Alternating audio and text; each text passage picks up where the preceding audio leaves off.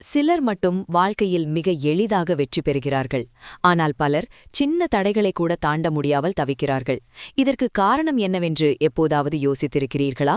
ரகசியம் திறமையிலோ, பணத்திலோ அல்லது அதிர்ஷ்டத்திலோ இல்லை.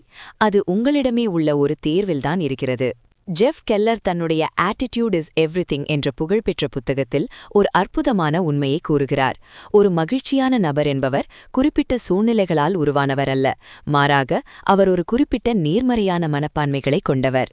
ஆம், மனப்பான்மை அல்லது அணுகுமுறை என்பது நாம் செய்யும் ஒரு மனப்பூர்வமான தேர்வாகும்.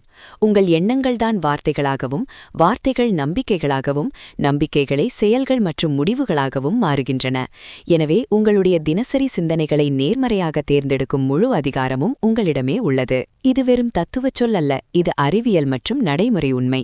மார்க் மர்ஃபி என்பவரின் ஆய்வின்படி புதிதாக வேலையில் சேர்பவர்களில் 46% தங்களின் முதல் 18 மாதங்களிலேயே தோல்வியடைகிறார்கள்.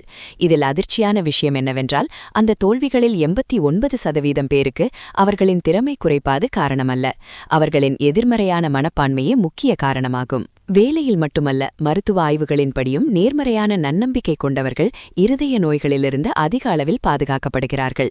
மேலும் அவர்கள் எந்தவொரு சவாலான சூழ்நிலையையும் திறமையாக கையாளுகிறார்கள்.